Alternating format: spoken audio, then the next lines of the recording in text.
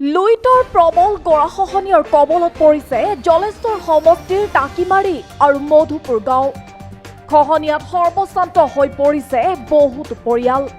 তৎসত্বেও জলসম্পদ বিভাগে প্ৰতিৰোধৰ ক্ষেত্ৰত লোৱা নাই কোনো যথোচিত ব্যৱস্থা। এই অভিযোগ এতিয়া নৈপৰীয়া ৰাইজৰ।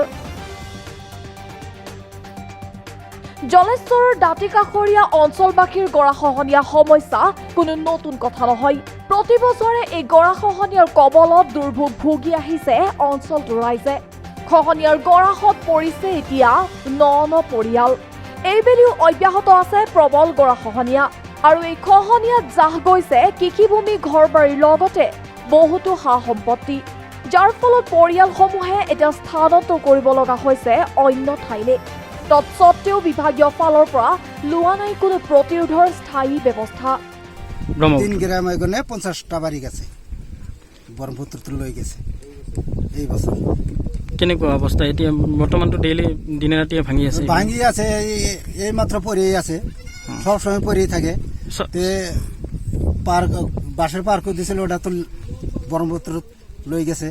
এখন আবার জিও ব্যাগ দিছে আডা করে দিবার কইছে কিনার দিয়া, ওইটা আমরা রাইজে আবার কইছে যে এবার দিলে তো থাকবো না।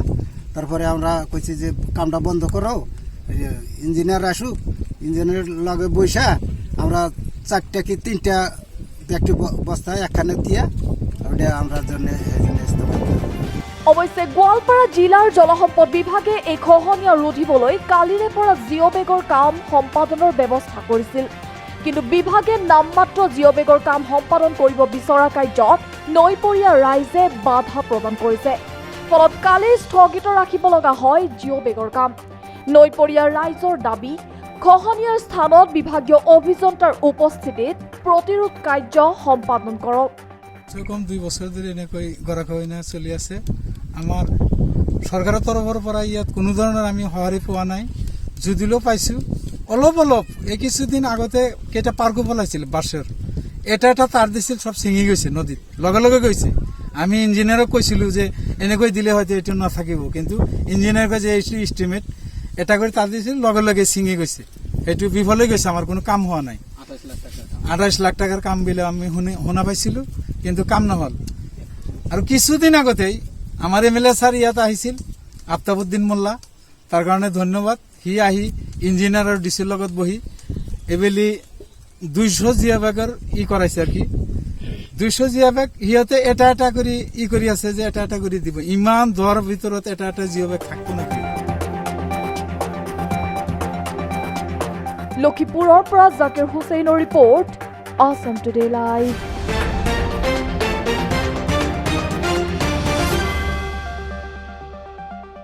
Vito Switchgears and Cables Limited, the fast consumer electrical company in India, announces impressive financial results year-ended 31st of March 2021.